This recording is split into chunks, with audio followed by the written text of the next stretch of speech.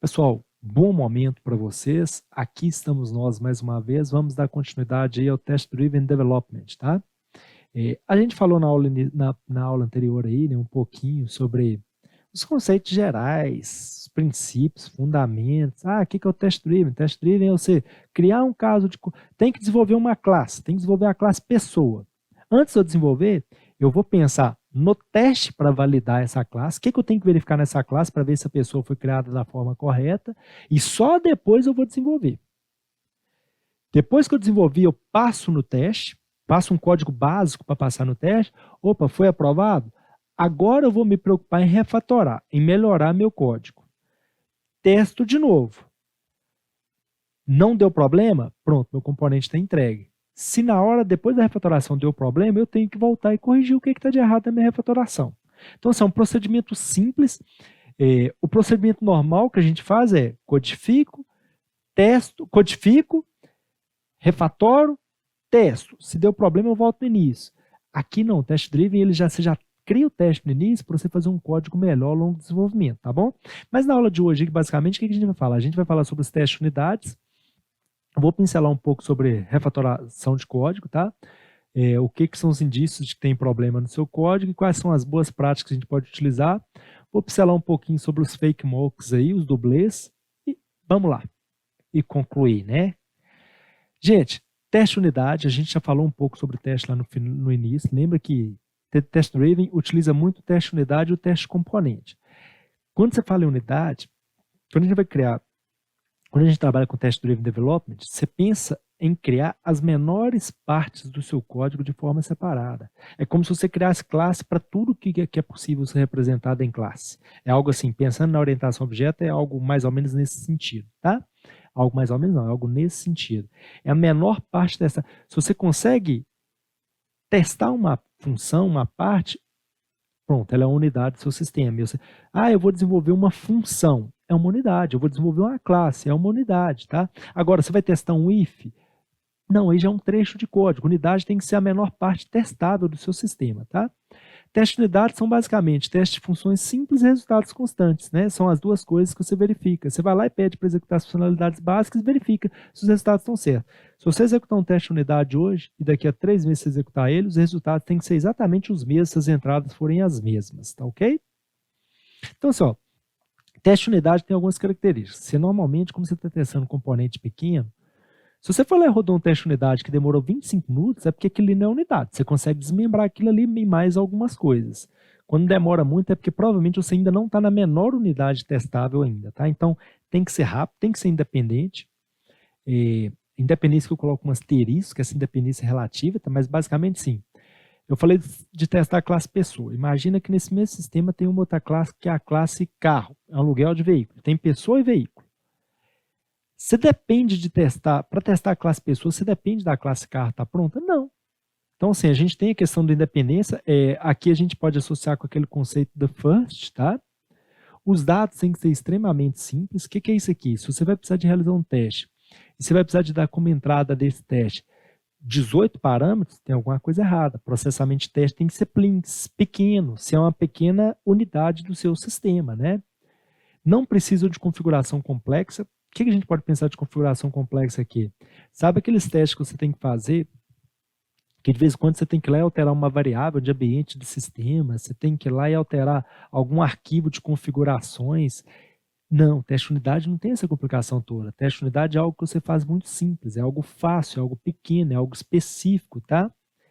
E outra coisa importante, eles não usam rede. Aí a gente pode colocar até questão de rede com banco de dados também. Normalmente, se você quer testar uma unidade pequena, não precisa estar integrada com banco de dados para você realizar esse teste.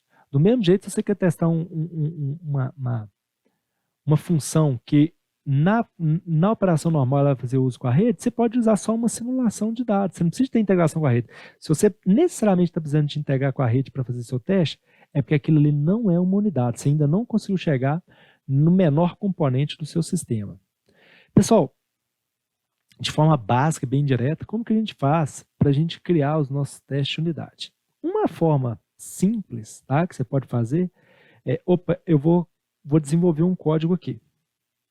Eu tenho que desenvolver um código. O que eu vou pensar a respeito? Quais são as funcionalidades que esse meu código tem que prover? Você vai listar suas funcionalidades, e aí tem uma funcionalidade específica lá, que talvez ela seja cadastro de pessoa. E aí, conhecendo seu sistema, você sabe que quando você fizer cadastro de pessoa, você também depois vai ter que cadastrar na sequência cadastro de dependente. São unidades diferentes. Unidade é o menor componente testável do seu sistema, tá? Teste todas as operações que você sabe que serão implementadas. Unidades não são classes, unidades são funções simples, unidades são classes também, tá? Mas você tem que testar todas que serão. Tudo que você vai desenvolver, aqui tem duas abordagens diferentes. Tudo que você vai desenvolver em código, que é a funcionalidade que você tem que ter implementada, você define os testes para ela antes, tá ok? As abordagens diferentes, que tem gente que aplica Test Driven Development, que faz todos os testes no início, e tem gente que vão fazendo os testes no início e vai aprofundando o conhecimento ao longo do tempo. Eu, particularmente, acho que isso é ser ágil, tá? Ágil, se você está iniciando um processo, está fazendo toda a sua especificação, não é ágil, né, pessoal? A gente já falou um pouco sobre isso. Nomenclatura de testes é importantíssima isso aqui. A gente vai dar exemplo prático, tá, pessoal? Porque essa nomenclatura ela vai servir como documentação para o seu sistema. É como se fosse um tipo de modelo a mais que você está fazendo. Só que a questão é a seguinte, você faz esse modelo a mais com auxílio de ferramenta, que cria para você. Então, te auxilia muito nesse sentido. Uma seção lógica por teste, exemplo, cadastrou o cliente. O retorno vai ter que ser só verdadeiro ou falso. Não é, cadastrou metade dos dados, cadastrou um terço dos dados, cadastrou... Não, você tem que fazer uma seção lógica só ali para cada um dos seus testes, tá bom? E eu tenho que fazer um planejamento de teste. Logicamente, é muito relacionado ao planejamento das prioridades das funcionalidades a serem desenvolvidas, tá? Pessoal, planeja o teste, faça o código mais básico para passar no teste. Pronto. São 3 estágios. Vermelho, verde e o de refatoração. Criou o teste aqui, o vermelho, o teste falhou. Depois você foi lá e desenvolveu o código, passou. Você chegou no segundo estágio, que é o estágio onde ele foi aprovado. A partir disso, antes de você simplesmente entregar, você refatora, você melhora o seu código. Eu não vou falar com detalhes aqui sobre refatoração, mas a gente tem que dar uma pincelada, que depois na sequência a gente entra mais em detalhes, tá? Mas, o que é refatoração? De forma básica, pessoal, refatoração é você modificar o seu código, corrigir o seu código, alterar o seu código, sem alterar o comportamento dele. É você mexer na estrutura interna, visando melhoria de performance, economia de dados, legibilidade, manutenabilidade, coesão, acoplamento. É você mexer dentro do seu código, mas sem alterar o funcionamento externo dele. Tá? Então é isso. Definição que eu coloquei até do Martin Fowler, é um dos gurus aí dos métodos ágeis aí, né? Tem muito material legal relacionado ao Martin Fowler sobre Test Driven Development mesmo. Ele é um dos que utiliza muito, lembrando que ele vai estar aí associado aí com a metodologia de ágil do XP aí, né? Então, assim, ó, refatoração você vai fazer buscando algumas coisas, né? Deixa seu código mais simples, mais legível, melhorar sua performance. Normalmente você vai mexer muito com refatoração reassociado aos componentes não funcionais. Não funciona, é mais para os não funcionais, entendeu? Você lembra lá, né? Segurança, confiança, eficiência, manutenabilidade, portabilidade, legibilidade. São esses requisitos não funcionais que normalmente você vai estar refatorando fazer. Porque se o funcional já vai ter sido feito. Funcional você preocupou primeiro em fazer a função e depois que você foi melhorar ela. O melhorar que é atingir os requisitos não funcionais, né? Pessoal, quando que normalmente eu sei que o meu código precisa de refatoração? Ou refatoramento? Quando que eu sei que eu preciso de aplicar esse processo? Quando o meu código está dando indícios de problema, quando ele está dando cheiros aí, quando ele está dando ruídos ou odores aí no código aí, né? Se eu estou com um texto, com um código lá de 385 linhas e tem um determinado comando que eu estou repetindo ele muitas vezes, que eu tenho muito trecho de código, tem uma estrutura condicional lá que eu uso ela 4, 5 vezes. Poxa, será que não era melhor você ter uma função só e fazer a chamada da função, fazer essa comparação, não? Código duplicado é um grande indício. Quando você vai fazer refatoramento, você pode gerar um checklist de algumas coisas para você olhar e tentar melhorar, tá? Uma delas é a questão de identificar código duplicado. Rotinas muito longas. Você tem um código de uma função, de um método, que ele é 75 linhas de código, enquanto os outros métodos e funções que normalmente tem aqui são de 10, 12, 8. Então, assim, é um indício que aquilo ali pode ser melhorado, que talvez você fez um código quase que estruturado, você não desmembrou aquilo em dividir para conquistar em pequenas partes, tá? Interface sem bom nível de abstração. O que normalmente você tem que fazer uma refatoração de interface? Quando a interface não é intuitiva. Você olha para a interface e você não entende exatamente o que ela está querendo. Ali você vai ter que fazer. Ali é relacionado à funcionalidade, tá? Mudanças em cadeia, isso aqui é fato, é coesão e acoplamento. Quando você vê, por exemplo, que você mexeu em um componente específico, você alterou uma função e ela atrapalhou o funcionamento de outros 3, 4 componentes. Porque provavelmente o seu código não tem coesão ou acoplamento, tá? Quando você tem uma nomenclatura ruim, isso influencia na legibilidade. Quando você tem lá um nome de variável, nome, você vai lá e chama a variável nome de OP. Tipo, sabe, tô dando aqui uns exemplos mais básicos, mas é um exemplo claro, tá? Quando você tem dados públicos em classe, porque quando você tem dados públicos em classe, é um indício de que talvez esses dados não devam ser dessas classes. Talvez esses dados deveriam estar de forma global. Talvez você colocou eles no local errado. Aí você tem que ter uma necessidade de mover código para dentro ou para fora. São feitos dois processos, tá? Quando você tem muita explicação, pessoal, já pegou esse código para você trabalhar assim, com código de outra pessoa, para você dar manutenção, para você alterar alguma coisa, e o cara tem 300 linhas de comentário. Poxa, se o código fosse fácil de entender, não tinha que ter tanto comentário assim, né? Eu acho que comentário é importante, mas você não pode ser dependente de comentário para tudo no seu código, tá, gente? Quando você tem variáveis globais, aí de novo, aqui a gente tem meio que um contraponto, né? Dados públicos em classe e variáveis globais. Então, assim, às vezes vai ter variável que você vai estar com ela global, que ela devia estar dentro da classe, ou ela devia estar protegida, que às vezes é questão de visibilidade, né? Então, assim, é uma outra questão que você pode olhar. Quando você vai lá, pessoal, pega um sistema orientado a objeto. A gente está falando aqui, pessoal, Test Driven Development, a gente está focando muito na orientação a objeto, né? O conceito de classe, esse tipo de coisa. Quando você pega um sistema desse, que ele tem muita variável global, poxa, então estou desenvolvendo ele mais estruturado do que orientado a objetos, tá? Então, um cheiro aí, um indício para fazer refatoração. Tá?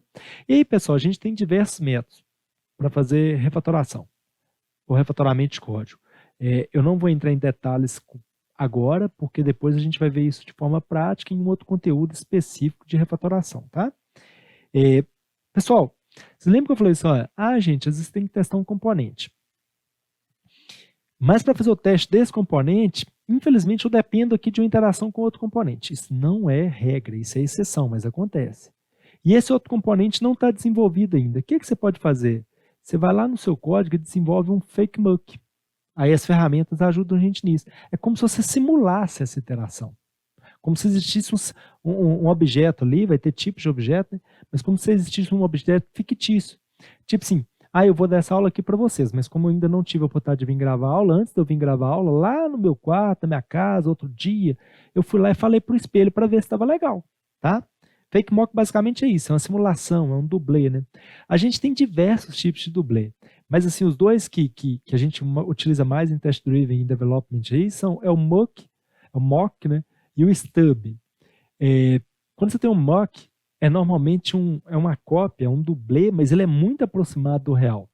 Tipo assim, aliás, deixa eu explicar o stub, que pela diferença fica mais fácil. O que o stub é? O stub é tipo assim, às vezes você não tem nenhum objeto para simular o outro. Tipo só, eu tenho um componente A e um componente B. O componente B não está feito, então eu vou usar um fake aqui, um stub. Poxa, mas para desenvolver um stub aqui com detalhe, um fake com detalhe vai demorar muito. Então é o seguinte, eu vou só simular umas duas entradas de dado básica aqui.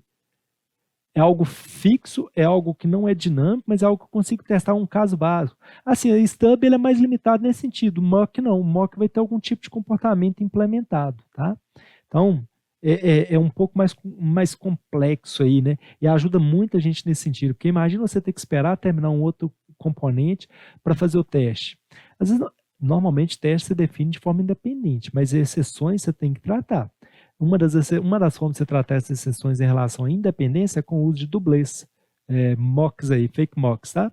Então, pessoal, fechando, Test Driven Development, de forma básica, tá? Você tem aquele ciclo, né, onde que você cria-se o código de teste para falhar.